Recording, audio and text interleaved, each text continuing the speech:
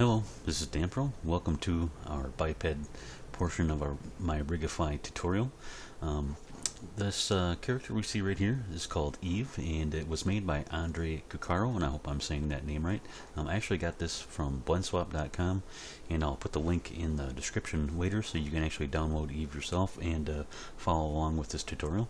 One of the reasons I picked Eve was this was released under the Creative Commons, so free to use for everything, so I figured it would be perfectly fine for using Eve for this Rigify tutorial, and a few other reasons. Let me actually start manipulating some of these viewports here.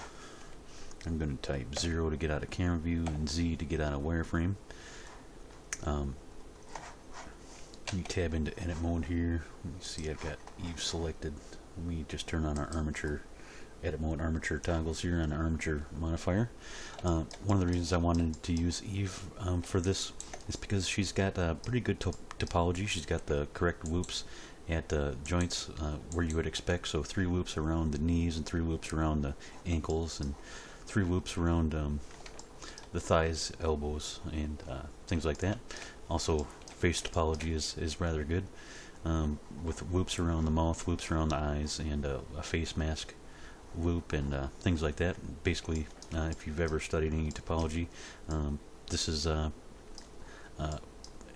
very good starting point. And also, if I select all these vertices, the other reason is, if I look at the face count here, you can see that we're using a mirror modifier, so this is actually doubled, but this face count is only 1,315 faces for this model, so very low poly. It's a very good starting point, especially if you're new to rigging or Rigify. It doesn't matter, rigging in general. As far as weight painting and learning how to do those things and creating good deformations and setting bones up and things like that to get good deformations, this low poly model is actually going to help get our feet wet, and it's going to really simplify our weight painting. One of the things I often get asked, or I hear people ask on different forums, is when do you apply things like subsurf modifiers? So we've got, actually, the view is set to 1 here. If I just drop that down, you can see that she's pretty angular. We set very low poly here, but it's the subsurf modifier is making it smoothing out the body here. When is it okay to apply your modifiers? And the answer is usually never. There are certain instances where you'll want to apply the modifier, and the reason you don't want to apply modifiers most of the time is if you apply a modifier, like a mirror modifier, or an armature modifier, or a subsurf modifier, that modifier becomes permanent. There's no going back from that point. So in this case, having this low poly model here, we can always bump up the subdivisions, make her ultra smooth, without having to actually change the topology in the actual count. And like for viewport, when we're doing animations, being able to drop that subsurf level down, for instance, we'll just make our, if I just play this walk cycle, it'll watch at my frames per second here. It's at 24. Now if I keep bumping this up, we'll go to view 1, it dropped down to 13, and this is mainly just because of my recording software too, but if I go to 2, it's going to split to a crawl right here. So we don't want to apply things like subsurf modifiers because that would really slow down our viewport. Anyways, there are times when we do want to apply modifiers, and I'm actually going to do that in this tutorial here. We do T and N to get our tool panel out and our end panel. Continue manipulating this. Another reason I'm using Eve is she's a no gen model here, so no nipples or genitalia or anything, so safe for YouTube. And that doesn't really, I guess it doesn't bother me, but I want to make sure that this is accessible to everybody. So alright, so one of the first things I like to do when I'm starting a project is make a dedicated rigging file. So I've just got the file directly from BlendSwap loaded. I'm going to go to File and Save As. Let me find my Rigify tutorial here, and I'm just going to call eve.rig.001, and I'm going to use the 001 so I can incrementally save blend files. as I reach different milestones here. So I'm going to save my one file, and now all the manipulations I made in that original file, I can open that back up and revert if I needed to from Andre's original file. I want to actually make this set up everything in here for my workspace, so I'm going to select these last two layers. I'm going to do Alt H. I think there was a hidden thing. Yep, there's a hidden plane in here. I want to select all these lights and cameras and that plane. I'm just going to delete these out. They're not going to be relevant for this rigging tutorial here. And one other thing, we've got body mesh, and then this layer has it's called underwear.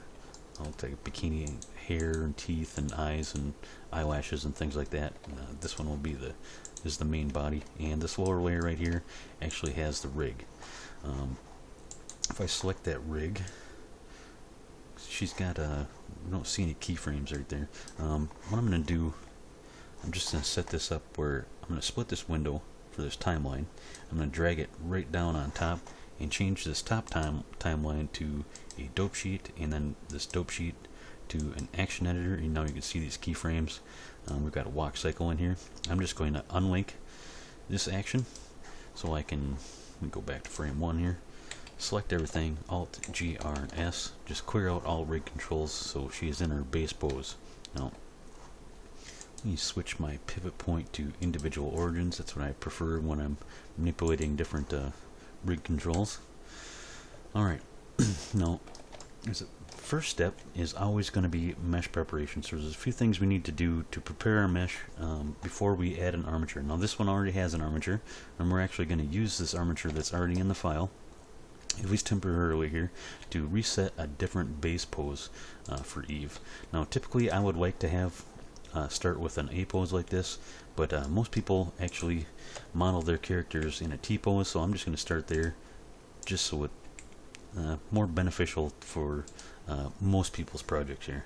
So I just want to change this initial pose for Eve a little bit here. I'm going to select this foot control, GX. I just want to spread that out a little bit, and then RZ to I want that foot point straight forward.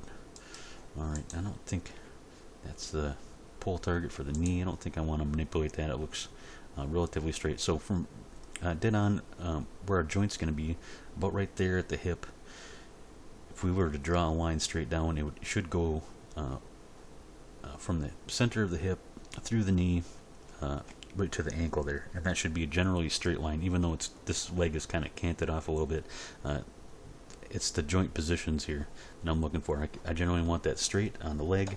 Let's go to side view here, and I always want to keep a slight bend at the knee, and that's just going to help with our IK solvers. If you know, got any other the way IK constraints work, you generally need to have a bend in to tell it the IK solver which way you want your joints to bend. So anyways, I think she's facing kind of forward here. I'm just going to do RX, straighten out that torso a little bit, but that straightened out the knee. I'm going to do GZ, drag that back down so there's a slight bend there. I'm just going to hold shift here to kind of fine tune that a little bit.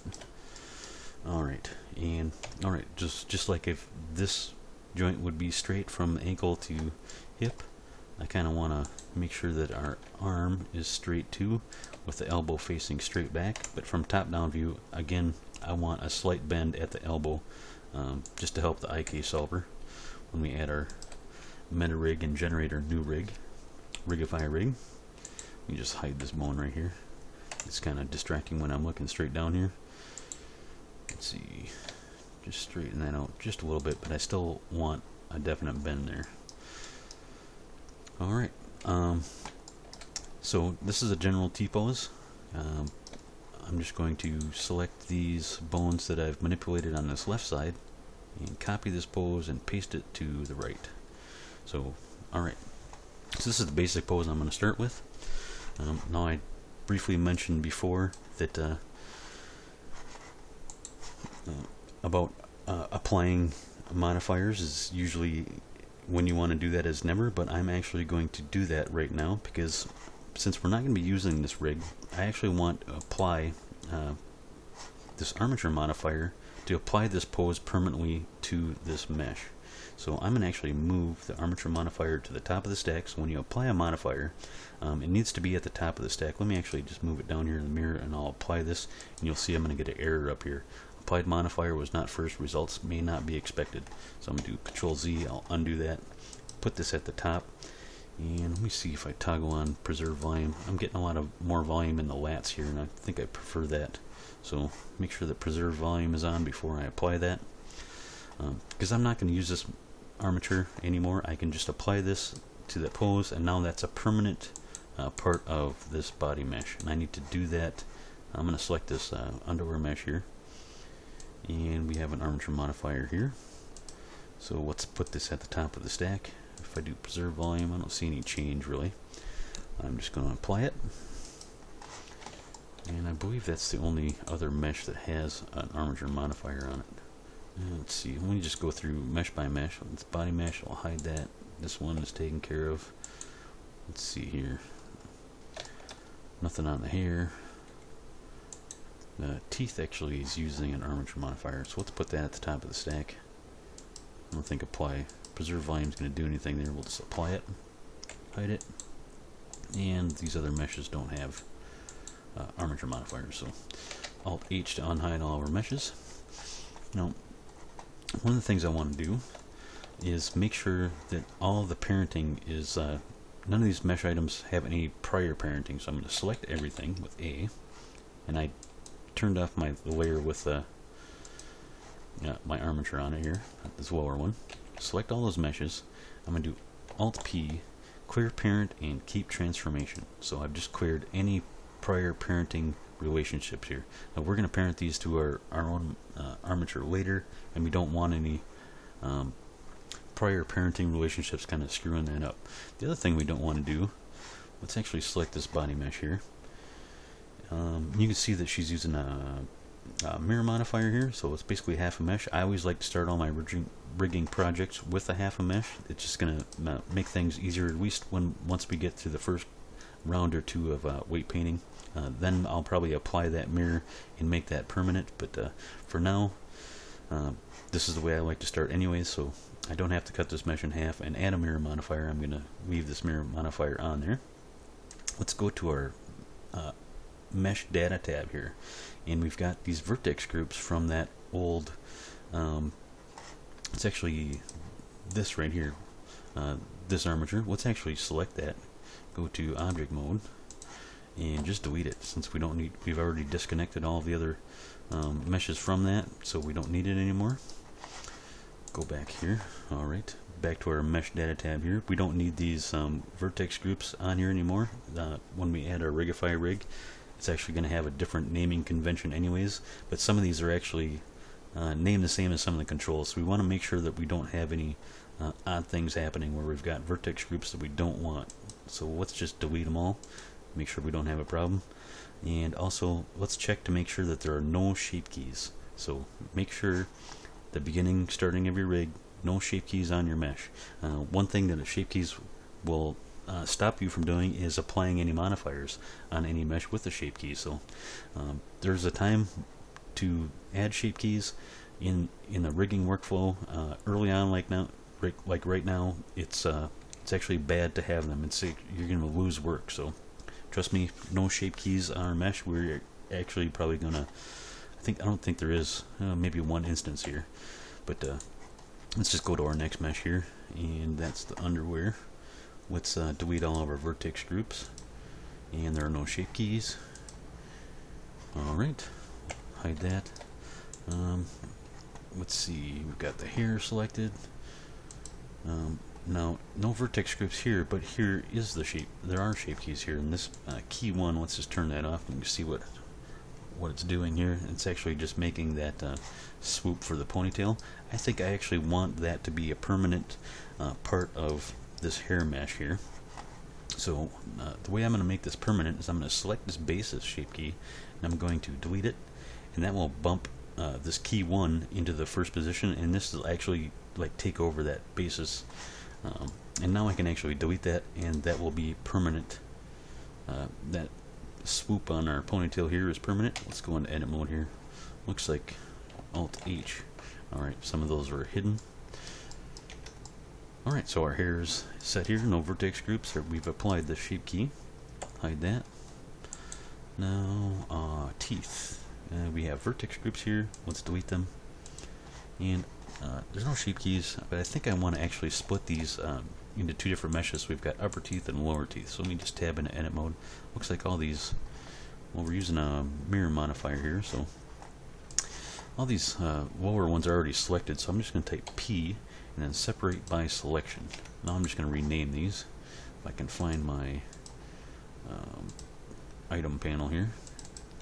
These lower teeth, I'll just do underscore lower and select the top one, underscore upper. I think that's going to make our rigging job a little bit easier later on. So let's just, no vertex groups or shape keys, we can hide those. And let's see, what do we got going on here? No vertex groups or shape keys. What do we got for using, looks like a shrink wrap that's not turned on. I don't know if I want to delete that or not yet. I'll just leave that for now. Here you can see that our mirror modifier is below or subsurf. Usually I always want to have mirror on top of that. Mirror first, then subsurf. So that'll be fine. Let's check to make sure shape keys or vertex groups. That's okay. We've got our eyebrows. No shape keys or vertex groups. Our mirror modifiers in the correct spot. We've got a shrink wrap on here. I think I'll just leave all that for now. And our little scrunchy deal here doesn't have any modifiers whatsoever. So let's Alt H to unhide all of our meshes. Now, if you look at all these meshes, I'm going to look at this transform box here. And I can see that we are in, must be metric here. So I'm going to actually change this. I prefer to be in Blender units. So if we go to units, none, that is Blender units.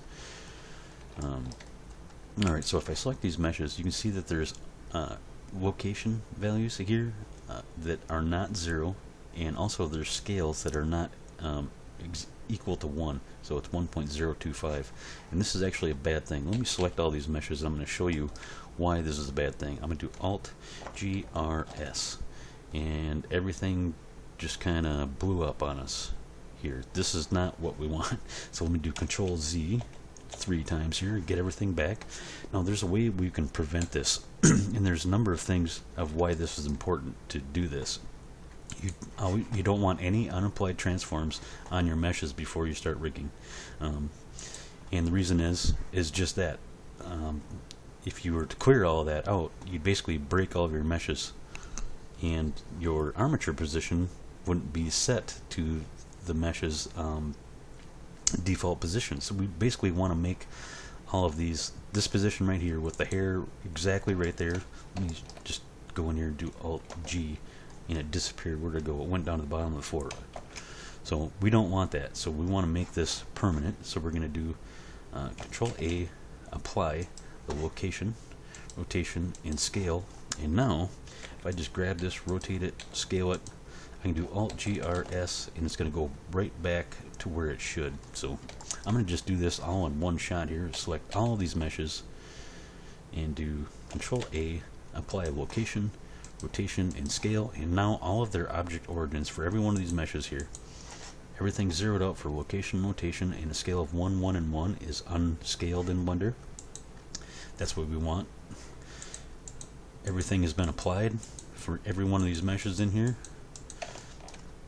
And all their object origins are right there at the center of the world. So we are now nearly set to start rigging. One of the things I want to do is just make a few little changes to this mesh right now. I think she looks a little pushed together there in the chest, and if I select that body mesh and actually go into edit mode, if we zoom in here a little bit, you can see that part of this mesh is actually crossing that center line, and I actually don't want that. So I'm going to select those offending vertices here. Actually, let me select the tip of this area, and then just holding Control and plus, I'm going to get a bigger selection here, G, X, and I'm going to, whoops, I'm clipping here. I'm using a mirror modifier. I'm going to make sure that I temporarily turn off clipping. G, X, and drag this so the breast is not crossing that center line here. So I think that should do it. Don't need to get too rambunctious here, and I think it's just going to give us a little bit better base position. Now, the same thing back here. I'm going to actually turn off this other layer here and do the same with the bum, because that is crossing the center line, and we can't have anything crossing the center line here. So you can see that this is the center line of that mesh, and these are on the other side. So GX. Let me just select one at a time. GX, get that back across that side. Alright. This one looks a little close. What's going on there? That must be the center one. Alright. Just kind of spread that out a little bit, so it's not crossing center line. I think that's taking care of the problem. Yep. Yep. Okay. Now, so now we've taken care of that problem. Let's put the clothes back on here. Because we moved this position, now we need to actually do a little bit of adjustment for this top here. Let's just turn on our edit mode positions here. Try to keep as much decency in here as we can. I'm going to select one of these vertices over here and actually turn on proportional editing for connected. G. Let's just spread these out just to recover up a little bit. Actually, oops. Select this edge here and try to get this so it's not back out around side the, and cover the strap is around the lats again. I think there's a few things in here. You might want to actually add a few more edge loops here. Alt R or Control R.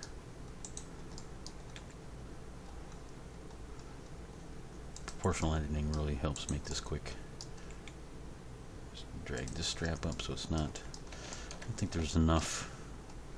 There are enough loops right here.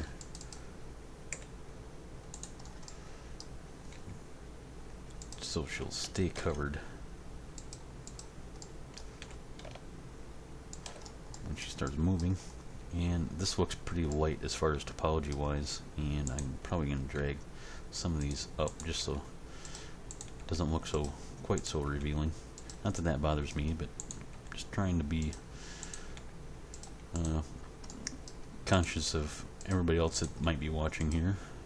I don't get offended by these things, but some people do, so try to do my best to make everything comfortable for everybody. Now I think I actually need some more loops in here just to make sure she stays covered. So, alright, I think that'll help. Trying to look at this topology here. Maybe right across there. So, anyways, I don't want to get too far into there, but I noticed that on these lower parts here, these are really long, elongated faces, and I just think that we need to actually look at wireframe here. So let's just turn off solidify temporarily. You can see this big, huge, long triangular face is just not going to be enough to cover that front and keep it when the model starts bending and things like that. So we're going to add some more loops in here. Control R all the way around, and then I can just kind of spread these out to even those loops out towards the back. Bring these down a little bit.